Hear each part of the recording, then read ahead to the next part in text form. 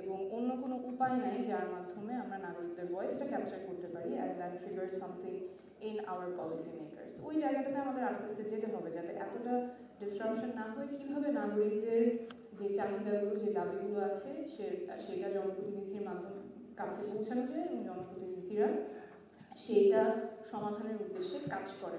এইভাবে আসলে চলতে পারে না যেখানে শুধুমাত্র আন্দোলন, অবস্থান, অনশনই একমাত্র উপায় আপনার ভয়েস জানানোর জন্য, আপনার দাবিগুলো জানানোর জন্য। সনদের ব্যাপারে তো বললাম, আসলে আমাদের এই জায়গাটাতেও আসতে হবে যেখানে যেই পরিকল্পনাগুলোই করা হয়, রাজনীতিবিদ হোক, আমলা হোক, যেই পরিকল্পনাগুলো করা হয় সেগুলো যাতে সাথে সাথে বাস্তবায়নের রূপরেখা থাকে। আপনারা হয়তো ওয়ার্কশপেই দেখেছেন যে আমাদের যে কোনো ক্ষেত্রে আমরা বলি আমাদের যদি গোল থাকে তাহলে স্মার্ট গোল করতে, specific, measurable, achievable, realistic, time bound. তো আমার মনে হয় রাজনীতির মাঠেও আমাদের ওরকম গোল থাকা উচিত যেখানে আমরা অ্যাকচুয়ালি বাস্তবায়নের পরিকল্পনা সহ প্ল্যানগুলো করি। কারণ অনেক ক্ষেত্রে দেখা যাচ্ছে প্ল্যান হচ্ছে কিন্তু বাস্তবায়ন হচ্ছে না, এবং বাস্তবায়নের ক্ষেত্রে পরিকল্পনাটা করা হচ্ছে না। আগামী রাজনীতি কেমন হওয়া উচিত? আমার মনে হয় আগামী রাজনীতিতে খুব গুরুত্বপূর্ণ ভূমিকা পালন করা উচিত আমাদের তরুণদের। আমি আপনাদের সাথে কথা বলেছি, দেশের প্রায় প্রত্যেকটা জেলায় গিয়েই তরুণদের সাথে দেখা হয়েছে, কথা হয়েছে।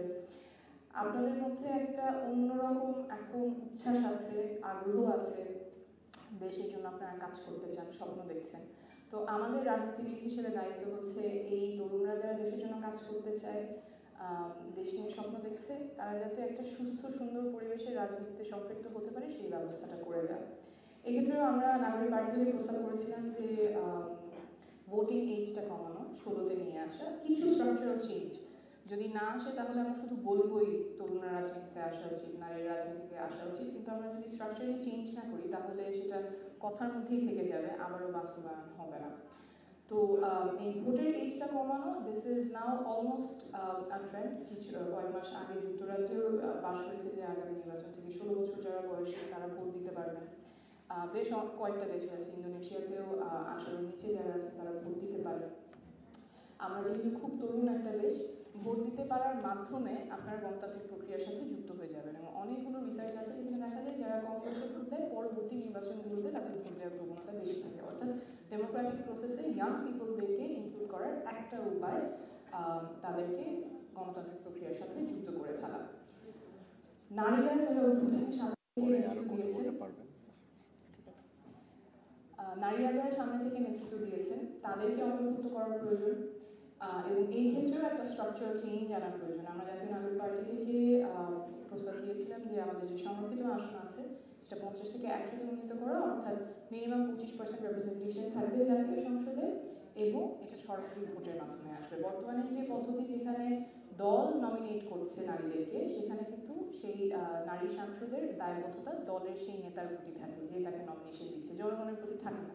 এবং যেহেতু তার নিজস্ব আসন নাই, ইভেন সংসদে যাওয়ার পরে তিনি যে তার কনস্টিটিউয়েন্সির কাছে সে কথা বলবেন, তাদের প্রতি দায়বদ্ধতা থাকবে, ভালো করলে তাদের প্রশংসা পাবেন, খারাপ করলে তাদের প্রতি দায়বদ্ধতা থাকবে, সেই ব্যবস্থাটা বর্তমানে নাই।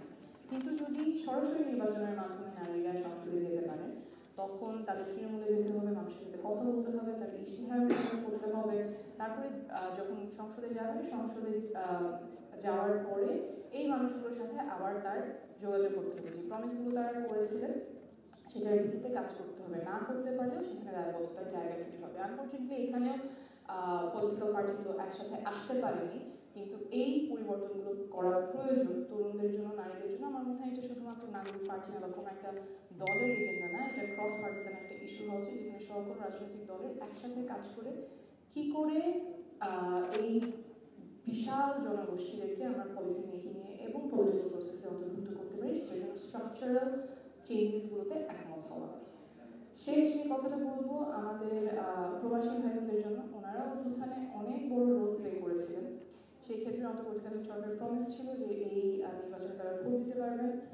আবারও যে কথা দিয়ে শুরু করেছিলাম যে পরিকল্পনা হয়, বাস্তবায়নের ক্ষেত্রে পথটা খুব দুর্বল থাকে।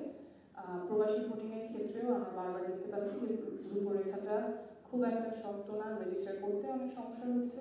তো এই ক্ষেত্রেও আমাদের যারা বাস্তবায়ন করবেন, ইলেকশন কমিশন, রাজনীতি, এই জায়গাগুলিতেও সচেতন থাকা উচিত, এবং devil is in the detail. So ইমপ্লিমেন্টেশনের ক্ষেত্রে খুব শক্ত হওয়া উচিত। আর আমরা বিশ্বাস করি যে রাজনীতি আর আগের মতো থাকবে না। আগে যেমন পেশিশক্তির রাজনীতি ছিল, সেই রাজনীতি আর চলবে না।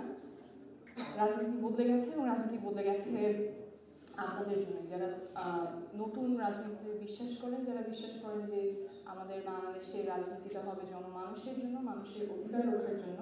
তো আপনাদেরই সোচ্চার থাকতে হবে। আমরা একটা ধাপে আছি যেখানে we are trying to rebuild. So rebuild takes a lot of time and effort, and it will take effort from people like you who will stay persistent and will work for the betterment of the country. Thank you.